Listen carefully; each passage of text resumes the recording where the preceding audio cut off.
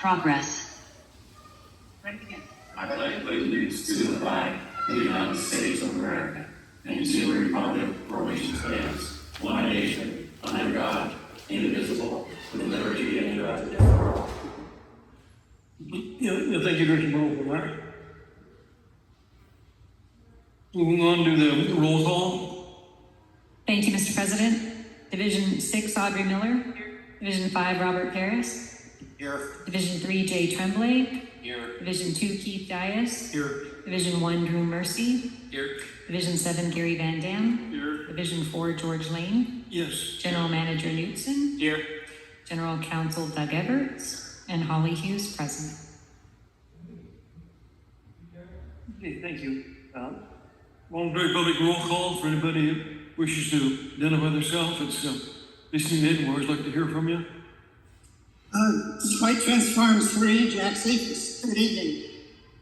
Kathy McLaren, Palmdale Water District.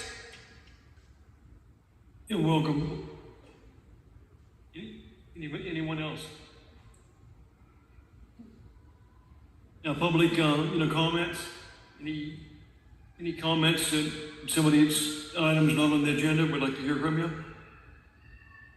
If not, when the item comes up, you're welcome to speak.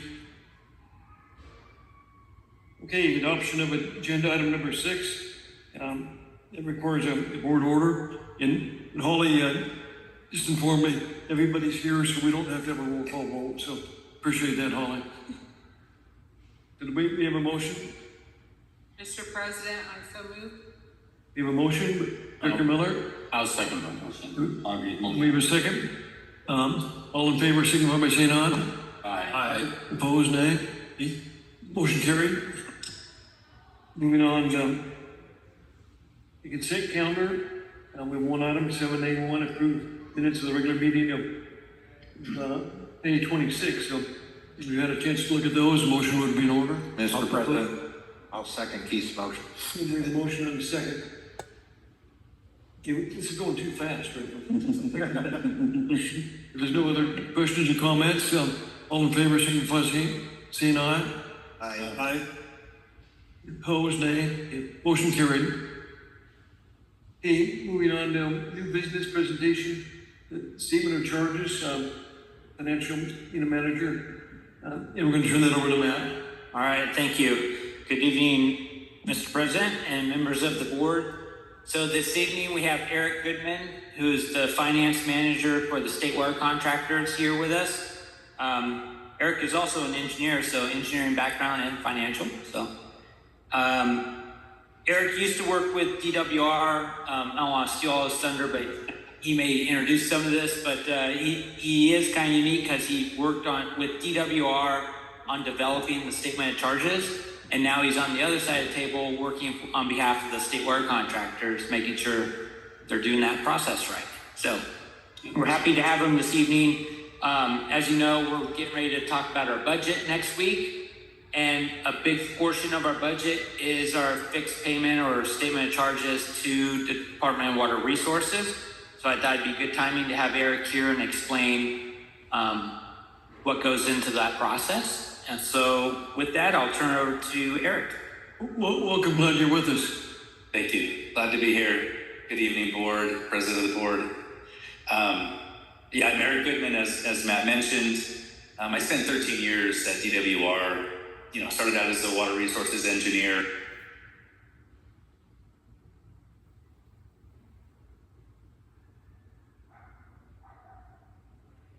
The reliability of the system intact. Made a career change about 11 months ago now to the state water contractor side, and I jokingly say it depends upon who you're rooting for. Like if you're a Dodgers fan, which maybe we are down here, or a Giants fan, that's kind of how I flipped the script, so to speak. So I won't tell you which team I go for, but I'm from Northern California. So my background really is in engineering, but when I went to the Water Resource Department, I was in track of doing the financial stuff, and that really is, I'm a finance person by experience more than education, so there's always something new to learn.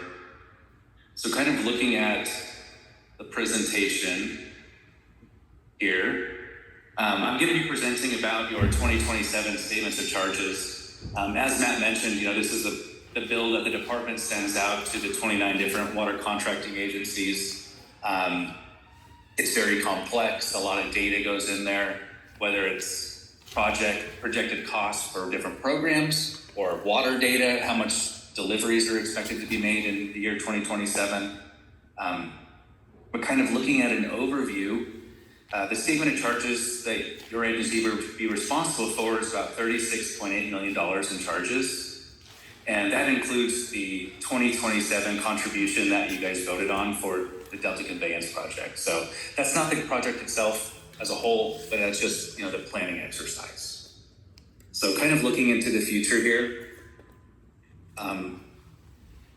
there's about $309 million that will be owed through 2035 if everything panned out, right? These are just projections in a moment in time, as the department would always say. If it comes perfectly to fruition, then yes, this would be what you'd owe, but there's always things that are moving around, just as with any public entity. There might be delays in construction, there might be permitting challenges. So we're going to keep track of these things as we move through time. And from 2027 to 2035, it's about even. It's about a 1% reduction in charges. So, yeah, and that's what the department's really been trying to do, is kind of have like a level planning. A lot of years they would see 5-10% growth, and that's just a lot for an agency to be able to maintain and put into your rates. So some executive takeaways here. Essentially what we have is a chart on the left with your statements of charges. These are developed in January through June of each year. So this is just a snapshot in time of what the department has planned for their different work as of January 2026. So the orange that you see on the graph, that's your Delta Conveyance planning costs. So you can see that the blue are the other charges that go into your bill. Conservation charges related to storing water in Oroville.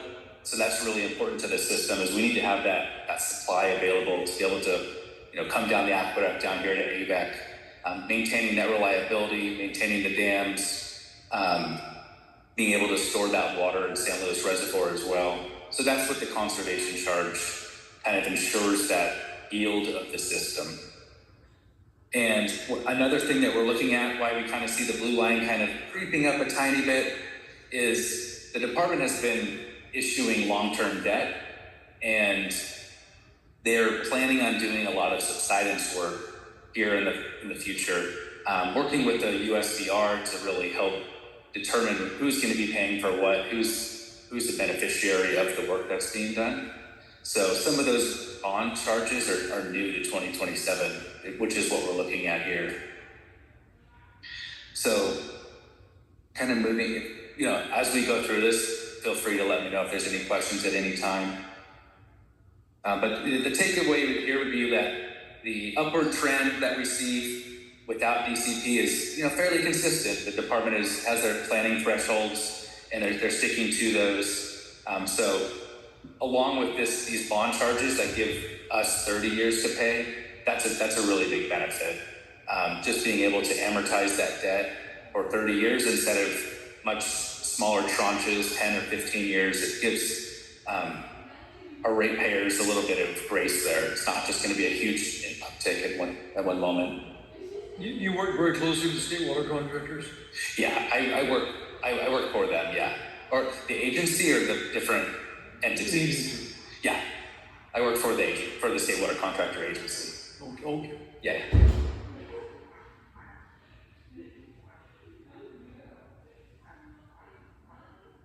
So, kind of diving into some details here. Hopefully this isn't too much. Feel free to stop me. But essentially the bill, as we mentioned, was about $36.8 million. It's about a $2 million increase from the 2026 bill that you had. It's about a 5% increase year over year. And if you look statewide, you guys are paying about 3.4% of the bill, which is remarkably fairly high. I mean, compared to others as well, because you guys have a pretty large table A, over 144,000 acre feet. So there isn't any one, when we talk about a statement of charges and like the bills, there's never just one thing we can point to and say, it's because of that, it's because of this. It's always like a story that we tell. And this year is conservation charges. Basically, they had to put its river valve outlet in Oroville to be able to move water out of Oroville in an emergency. So that's a pretty big portion of what we're seeing here of an uptick of $1.5 million for AVEK. Small decrease in transportation charges, which is the cost associated with moving the water through the aqueduct and down to your service area. A WSRB surcharge, and that's related to bond financing, went down by about 1.3 million, and then your Delta conveyance contribution. So that one's a little bit independent from the others because that one's where you actually vote on, here's the amount that we're going to be contributing for this specific year, and this is what we're trying to accomplish by that. So you contribute about $2 million more than the prior year. So all in all, things are pretty steady, but if you dive into the individual portions of the bill, then that's where we can see some variability there. So what changed year over year? Conservation charges went up by 1.5 million. Delta conveyance contribution is up by 2 million. And then we had some reductions of about 1.8 million for transportation and the surcharge. And there's a nice picture of your service area there up by the high desert water bank.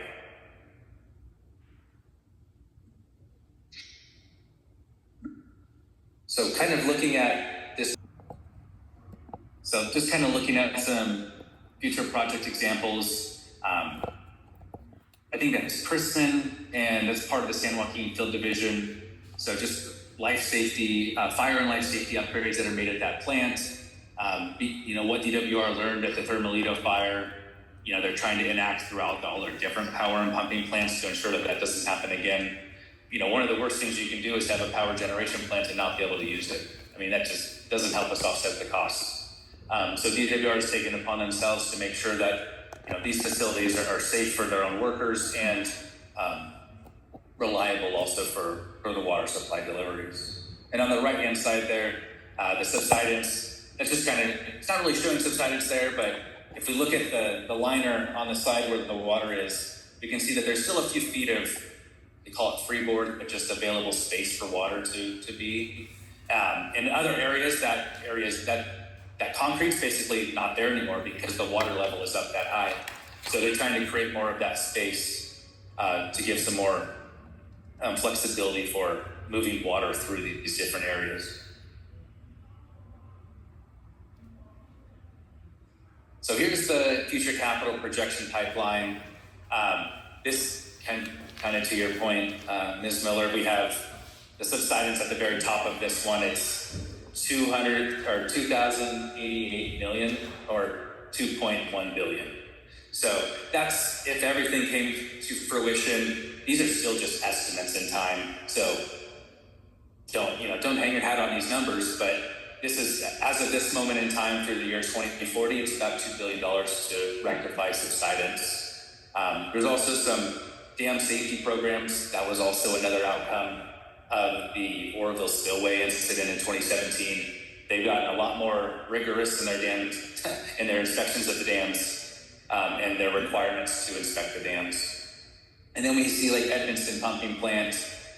It's the biggest plant. Get the water over the Tehachapi's. Costs a lot of money to rewind one of those generators. So just kind of normal maintenance things there. I say maintenance, I mean capital investments, but to get us for the next 50 years of life for that facility. And then of course, subsidence here is just an overwhelmingly large set of projects and a number as well. Some of the work, so there's a picture of Edmonston pumping plant. We have Oroville Dam, we have the powerhouse, and then just kind of showing that subsidence. You probably have seen this picture before, subsidence. Just kind of shows us how much the land has been sinking since the 1925. We're not getting into what it caused it, just the land is sinking. And in order to be able to supply water down here, DWR has to make some changes and improvements to their processes. So we've learned about some of those, like in 2014 when they had the Sustainable Groundwater Management Act. You know, that kind of kicked off some of this, and now we're kind of living through that period of enacting that and making that a thing, a responsibility of those different groundwater users. So subsidence is definitely a big ticket item. It's part of the affordability conversation that we have, as well as like the Delta conveyance. What are all these big projects coming down the pipe? How can we plan for them? So part of the presentation today is just, there are these big projects that are coming down the pipe. There are going to be tangible benefits, not just to our generation, but for many, many years. And I think that's the important thing that we keep on trying to focus on is, we're in this moment in time, and we're the stewards of having to repair, ensure reliable supply, and also think 50 years from now, where do we need our supplies to be? Because this community's changed over 50 years. And that is my presentation. If there's any questions, feel free to let me know. There'd be some questions, but very good presentation, very easy to follow. Thank you. Hey, Judy, comments or questions? I've got one question. When was that repair supposed to start? For subsidence? So they're doing some interim projects now, but let me see here. Really, looking at this graph, the heavy work starts in 2030. 2030? Yeah, that's where the department's spending upwards of $400 million, projected to spend upwards of $400 million that year. So that's when the real work will. Is it still going down? I've heard it's still subsiding. I don't know how much, but yeah, they're trying to work with all of the different local groundwater agencies, whether they're on the Central Valley project for the feds or our project for the state, and really come up with, why is this occurring? How can we reverse it as much as we can? What are some measures that we can do? Are we, groundwater injection, is that getting us anything? How can we at least stop the sink, and then, focus on the fix after that? So I know that other folks at the State Water Contractors Group are really looking at, working with all of those folks down there to determine why this happened and how can we avoid it in the future. So those are complicated questions. Those are complicated conversations. Has anybody in the state water contractors discussed litigating against the companies that have caused this subsidence? And if not, there's discussions that get into figuring out why it was caused and who may be responsible. have you read GREMP plan? No. But you may want to do that. What is that one called? GREMP land, DREAMP land, OAND. Okay. Yeah, those conversations are definitely occurring, and they can be contentious. Well, it seems that the companies that have made billions of dollars off of causing the problem should at least pay for some of the damage they've done. That's one thing the State Water Contractors is working with the Central Valley Project participants, because that's who is the other part of the equation here, is those federal partners or those federal contractors, and kind of, we're doing our due diligence to make sure that this organization, as in all of our state water contractor family, is protected and not paying more than our fair share. And your presentation was excellent. Thank you. Thank you. Where it's subsided, is that visible? Can you see that? What's that? Where it's subsided, is that visible, or does that have to be with instruments? I think according to that picture, I don't know. I haven't seen it personally. So I would say that it's visible in some of these older pictures that we have, but I haven't seen anything recent. So. Okay, any other questions or comments? Say, I'll just say, when we took that trip up into the Central Valley, they took us to a portion of the aqueduct, and you could tell. You could health camera. So you see it in person, it's sort of hard to see on the photograph. Yeah. But when you see it in person, Yeah. different, the bridges and different things. Interesting. Yeah. Okay, there's no further questions or comments. We appreciate you coming down. Good presentation. Yeah, Thank you very much. Thank you very much. thanks, Eric. Good job. And we're gonna move on to the Finance Committee, and Director Dias is chairman of that committee. Yes, thank you, Mr. President. The Finance Committee met last Thursday, and among the many things we discussed was the check register list for the period of June 11th through July 1st, 2026.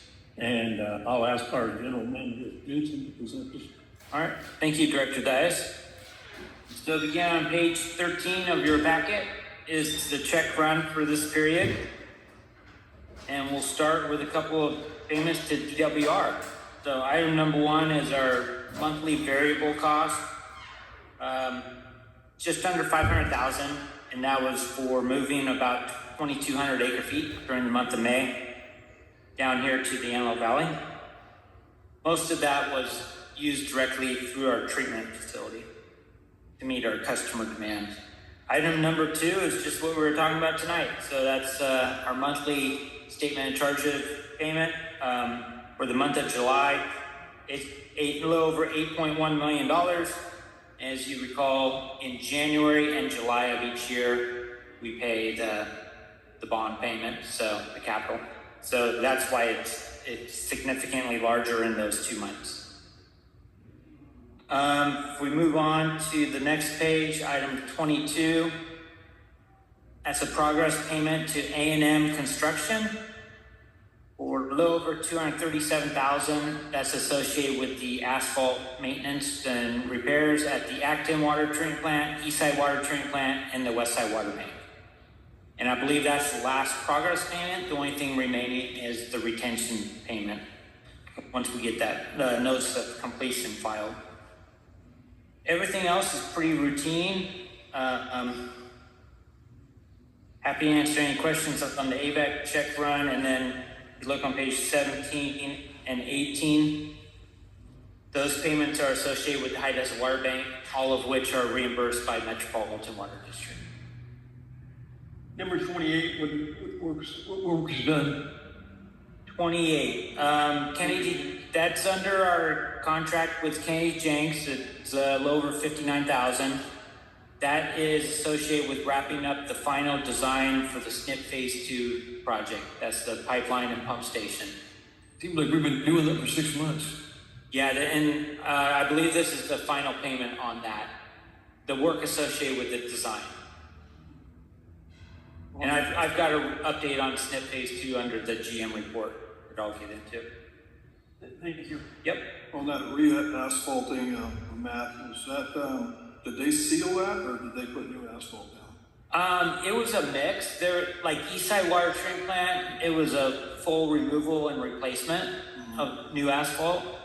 Acton, a lot of repairs. You know, we were having big gaps and separation in the asphalt, so it was repairing the gaps and an overlay, and same with Westside Water Main. So it's kind of a mix of repair, overlay, and replacement. So overlay is like a sealer? Yeah. Seal the top. Yeah. Fix the gaps or the cracks and then seal the top.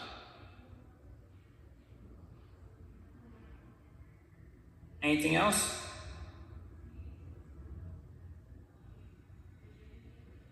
I'll make a motion, we approve Board Order 8B1. Second. We have a motion, we have a second.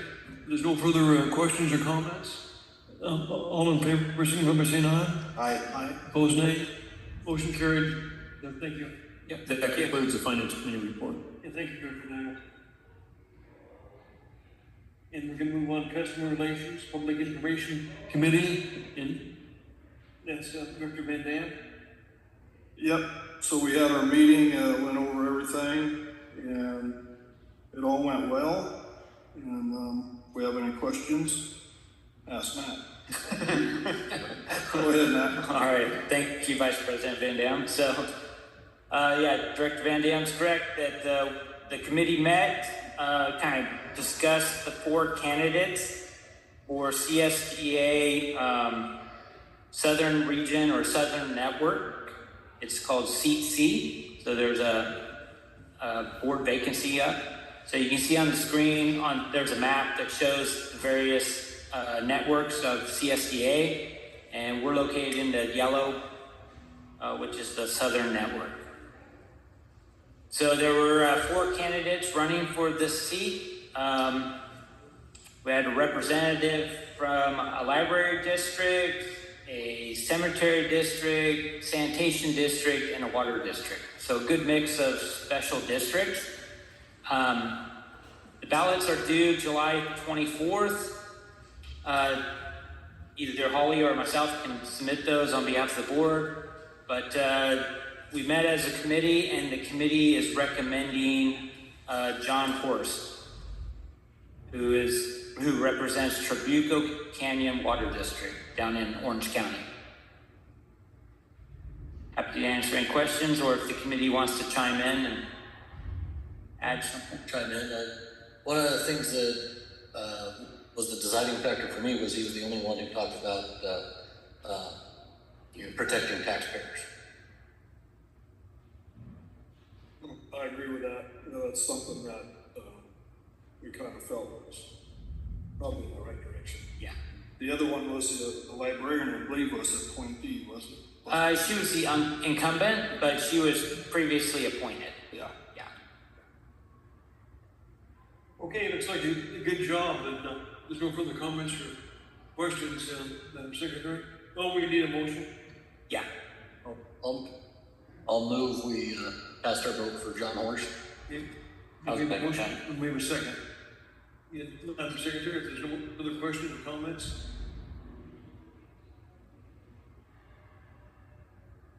No roll calls necessary. All in favor? Say aye. I Opposed, nay. Motion carried. I'm waiting for the roll call. I know. I'm conditioned. Okay, well, thank you. Yep. Move on to the next item, executive committee. And we're gonna turn it over to Matt, but this is regarding land that we purchased a number of years ago, on the west side of the valley, that we have no use for. It appears we have no use for. We sold part of it, but some of it still remains. And so we'll turn it over to Matt. All right. Thank you, President Lane. So, as President Lane mentioned, back in 2007, AVEK purchased about 1,400 acres. Where it planned to build a water bank back in the day, but that did not pan out. So,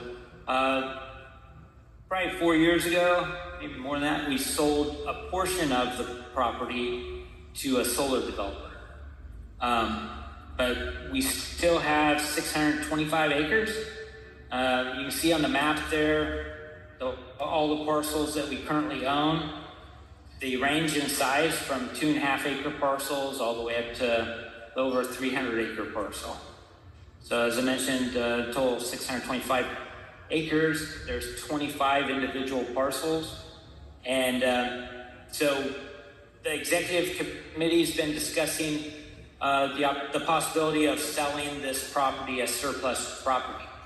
We currently don't have a need for it. We don't envision ever having a need or a purpose for this property. So probably be good to start going through the process of selling it off as surplus property. Next slide, Holly. But in order to do that, we have to comply with the Surplus Land Act.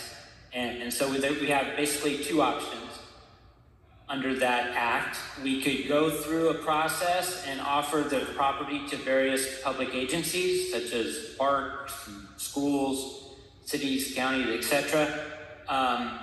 Or we can approve a resolution this evening and submit that to the Department of Housing and Community Development to get an exemption from the Land Act.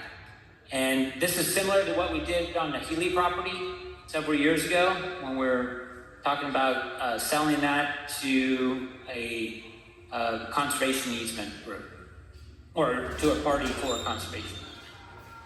So Doug Everett, our attorney, prepared a resolution that's in your board packet, beginning on page 39. Kind of spells out the process. And the committee and staff is recommending that the board approve the resolution, and then we would proceed with filing that with the Department of Housing and Community Development. And then once we get the affirmative exemption, we could proceed with selling that property as surplus. And Doug, I don't know if you have anything to add or? No, you summed that up nicely, Matt. As you know, we went through this process several years ago, so we have a roadmap to get it approved through HCD, and we're following the exact same procedures that they formally adopted and approved, so we're just hoping to do the same thing here. Doug, I had a question. How long does it take to get that approved? Well, I am hoping it can be with as shortly as a few weeks. When Jim Markman's office went through it, it took months. I believe just because of bureaucracy with HCD, again, the same exemptions do apply, they don't apply, what we need to adjust. But now that we have the playbook that HCD has approved, I'm hoping we can do this pretty quickly. Good. Okay, we've been working on this quite a while, so I'm glad to see it coming together. Is there any further questions or comments? Well, when it says offer the property to various public agencies, that offer for them to buy it or offer to give it to them? No, they would have to, well, Doug can correct me, but I believe they have to pay fair market value for the property. Oh, okay, so we're not. Or maybe that's not the right term. It is, but it goes through a lengthy statutory process. You also have to offer to affordable housing developers, and it takes time. Now, do you have to do that before you offer it to, say, a solar company want to buy it? You have to offer it to Roseland and the other public agencies before you can sell it to a solar field? If we secure the exemption that we're seeking here through this resolution, we would put it on the open market for presumably a broker, and we would negotiate it as any other sale. Oh, okay. Yeah. So we're by adopting the resolution, we're choosing item or option B on this. Right. Right. Okay. So we would not have to go through item A. Right. I believe the committee, when we met on this, we were talking about not putting it all on the market at one time. Yeah, we probably want to be strategic about how we list the properties and which ones first. So once we get through this process with the HCD, then we can have those discussions about, hiring a broker and putting which properties to put up for sale first. Okay, we have a resolution, R26-19, declaring the real property identified as Exhibit A, surplus. So I think a motion would be in order. I'll make that motion. Director Van Dam, Director Miller, second. Director Miller, second. If there's no further questions or comments, all in favor, signify by saying aye. Aye. Opposed, nay. Motion carried. Thank you. All right, thank you. And we'll move on to item number 9, General Manager's Report. Matt, I'll turn that over to you. All right, thank you, President Lane. So I've got one slide, and then I'm going to turn it over to Kyle and Tom. So Holly, if you could advance one slide. There we go. So I mentioned update on SNP Phase 2. May or may not know, but we do have it out for construction bids. That was put out on the street at the end of June, on June 30th. We do have a pre-bid meeting scheduled for next Monday at 11 a.m. and that's mandatory. So we'll get an idea after that meeting how many contractors and subcontractors we have looking at this project. But so far, interest is pretty high. We do have bid openings scheduled for August 14th at 2 p.m. and that's open to the public. So if you want to come here, it's in the boardroom, and we would publicly open those bids at that time. So we sent the notice inviting bids directly to 14 contractors and 11 online plan rooms. As I mentioned, it's gotten a lot of interest. There's over 36 suppliers, subcontractors, and contractors currently requested copies of the plans and specs. So we're attracting all the big, reputable contractors. So fingers crossed we get some good bids on the 14th of August. And That's the only slide I had. Yeah, so we can advance. So Kyle Wright, our water resource planner, is going to come up and talk about some of the variations in demands to our customers versus what we estimated. Ned, I have one question. Yeah. Do we still have that grant money sitting there available to us? We have a verbal commitment, so we hope to receive a letter saying that we have been selected for the $30 million. So obviously we can hopefully receive that before we have to make a decision on awarding the contract or not. So. All right, take it away, Kyle. A little bit. So as we're heading into the second half of the year, we thought it would be appropriate to give you all an update on our current customer demands versus our initial estimates, as well as the average quarter two flows at our various facilities. So with that, kind of walk through this chart here. So the blue is our imported water, brown is our recovered stored water, and the green would be our recovered groundwater, or excuse me, produced groundwater. And the dotted red line is our, kind of tracks our estimated demands that was initially projected as of January 1st. We have it broken down into quarters. The solid colors are our actuals, and then the line shaded are our estimates. So as you know, Q1 and Q2 are done, so those are actuals, and then 3, Q4 are estimated. And then the column to the far right is our total estimated annual demand, and that was estimated at the beginning of the year, and that's pretty much based on historical demands over a period of a few years, and factored in our customer water orders that were received late last year. So I kind of factor all of that in, and initially came up with about 36,600 acre feet of demand for this year. The column next to that is our total demand so far to date, as of June 30th. So that kind of gives you a kind of visual representation of actuals versus initial demands, or estimated demands, excuse me. So right now we're at 12,726 acre feet.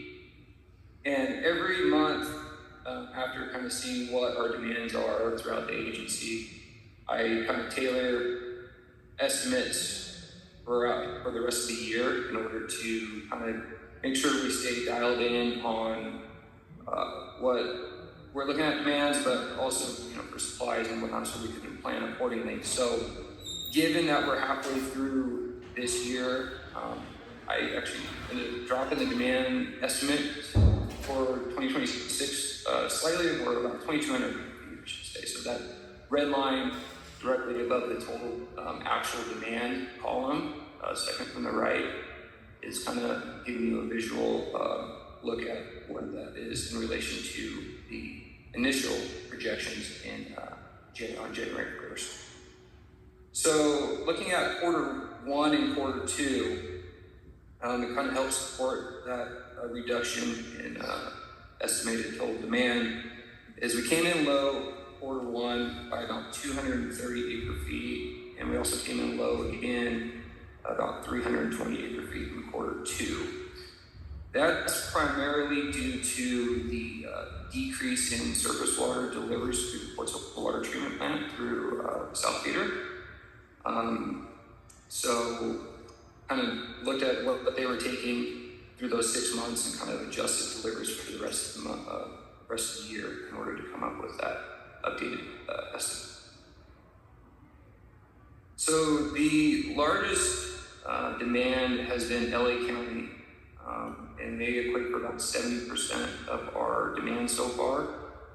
And their initial water order, they're about 17% down from their initial water order that we received end of last year. So that large percentage of our demand, combined with the decrease on their water order is kind of equating for our decreased demands initially right now. So I did see, or we did see a pretty large jump in demands towards the end of last month. So we're anticipating the demand, especially with this warmer weather, to increase here in the third quarter, and then naturally start tapering off toward the end of the year, October through December, for cooler temperatures. Kind of gives you a visual representation of kind of what we're looking at right now so far. And you know, as I mentioned, the projections kind of vary a little bit as we get more data coming in through the year. So that may change a little bit, but feeling pretty confident in that so far. So that's all I have for that slide right now. Unless you guys have any questions. Okay, do we have any questions or comments? I've got one question. Yes, sir. Do we think we'll see that demand pick up with that, the quality, you know, pumping groundwater? Weren't they running into some high, Chrome. yeah, Chrome and Chrome 6 and some other? Yeah, you know, it's kind of hard to say. I think they have some plans, right, Matt? We were talking. Yeah, they have to meet some regulatory timelines to develop a plan and then implement that plan. And that's coming up at the end of this year and into next year. So we could see some additional demand from AVEK to meet their water quality regulations by blending AVEK supply with their local groundwater. So it's really hard to say how much that's going to increase demand. Didn't you say they were gonna build something to get the arsenic out of water or something? Well, Or somebody was? LA County Waterworks is looking at building wellhead treatment facilities to remove the chromium 6.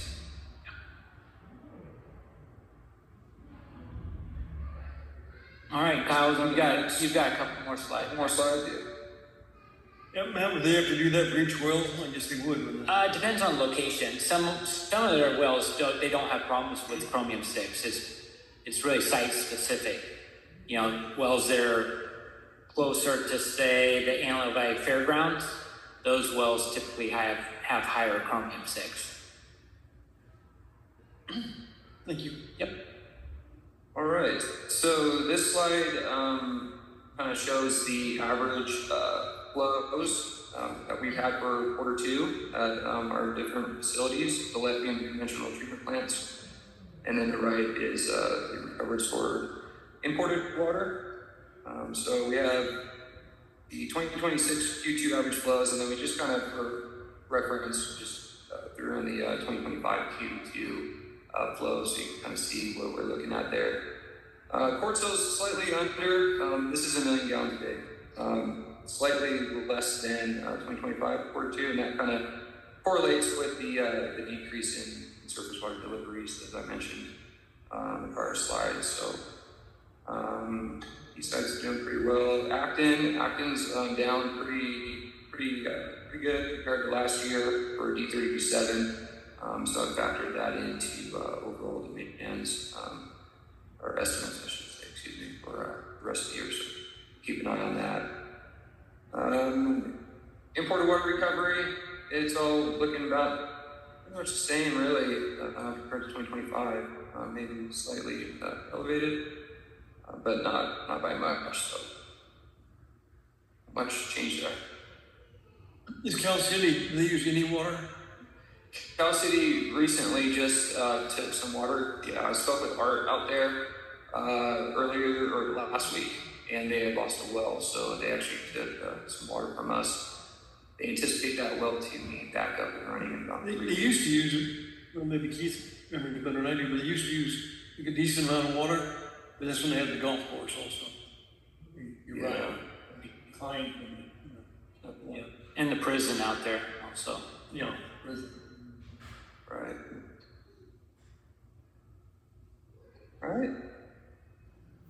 And the last slide I have is the quarter two average flows for our recharge facilities. We recharged a little bit at the banks in first quarter of this year, but didn't really bank anything yet in quarter two. So kept banking on east side throughout the year, and we're going to probably maintain that. But otherwise, there's not much to show on that table there on the left. And then on the right, we have our water balances. So as mentioned, we did recharge a little bit in the first quarter, and that's reflected in these totals here. So this will stay updated as we move throughout the year. 3,000 towards west side, and 800 east side, and about 2,000 to high desert. Excuse me.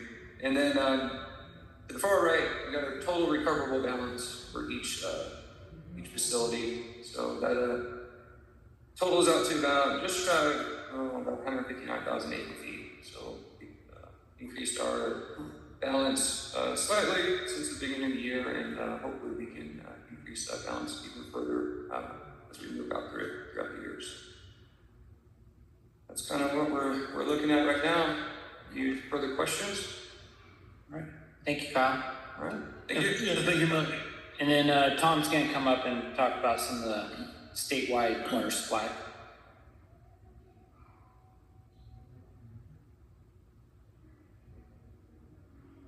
All right, good evening, President Lane and directors of the board. Just wanted to give you an update on the Department of Water Resources, State Water Project.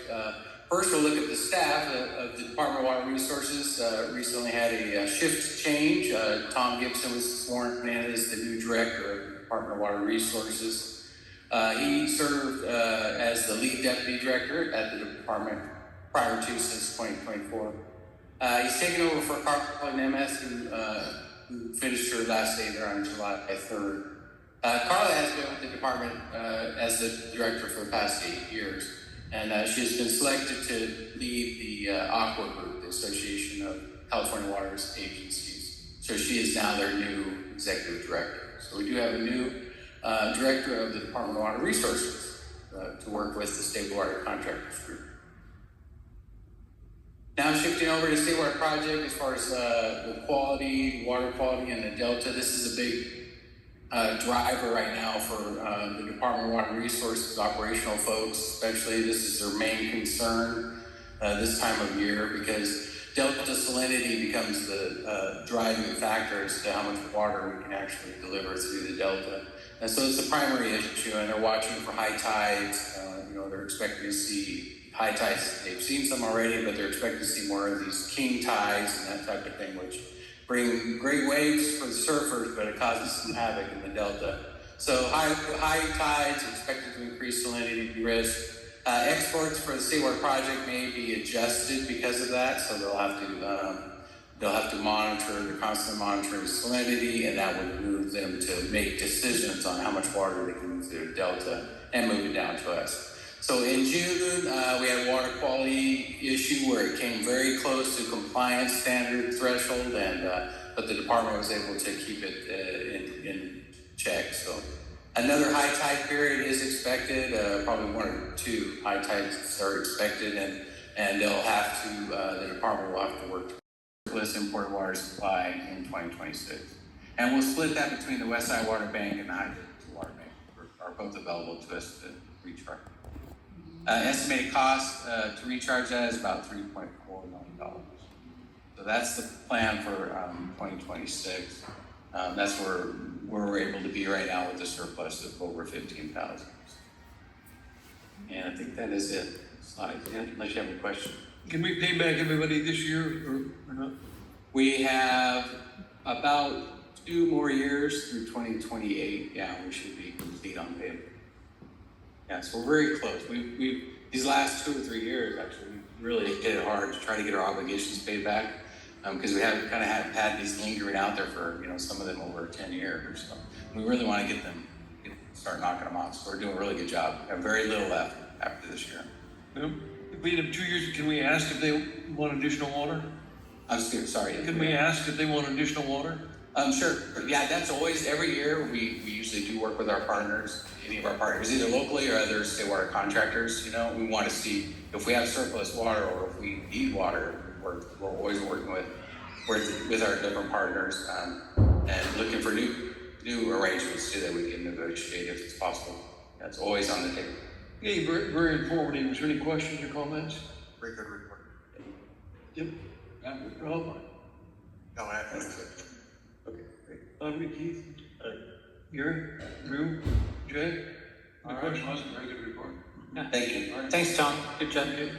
And I've got one more slide. So just our upcoming events and schedule. So we have the Antelope Valley Water Master Advisory Committee meeting tomorrow at 10 a.m. at Quartz Hill Water District and online. Then just a reminder, we have the AVEK special board meeting and budget workshop a week from tonight at 5:30 p.m. where we'll go through the budget, set the tax rate for our state water project costs, hopefully approve the 3-year water rate, and look at revising the reserve policy. And then we have the Water Master meeting on the 22nd at 10 a.m. here at AVEK or online. And then we have confirmed a tour of the new steel mill out in Mojave, scheduled for July 31st at 10 a.m. So. Okay, any further questions or comments to Matt? Okay, good job. Thank you. We'll move on to director's reports. Attorney's reports. Just quick update. I know some of you were interested in the Indian Wells case. We wrapped up testimony on phase 2 of the state field trial 2 weeks ago. At the end of the trial, the judge, we have a really good, smart judge, but he still felt that he needs some neutral expert assistance in coming to conclusions in this case. So he's asked the parties to see if they can stipulate to a neutral expert that he can speak with. So we're working on that now. My best guess is we'll have a decision sometime in the fall. We wrapped up with testimony and experts, and all the briefing is getting done now, and we should be wrapped up on safe field this year. Who is the judge on that case? Judge Claster is down in Orange County. Claster? With a C. Okay, thank you for the update. Is there, Yeah, real quick, what was the range for the state yield? 7,600 to between 14 and 15,000 acre feet. And the experts did not agree. Okay, big surprise. any further questions or comments? Okay, thank you. And we do have a need for closed session. We do. We have one item this evening. Oh. I guess we request for future agenda items. Okay, we'll motion will be in order and to go into closed session. Mr. President, I move that we go into closed session. Motion by Director Miller. Second by Mercy. Second by Director Mercy. All in favor, signify by saying aye. Aye. Opposed, nay. Motion carried. Okay, thank you. We'll take a 5-minute break.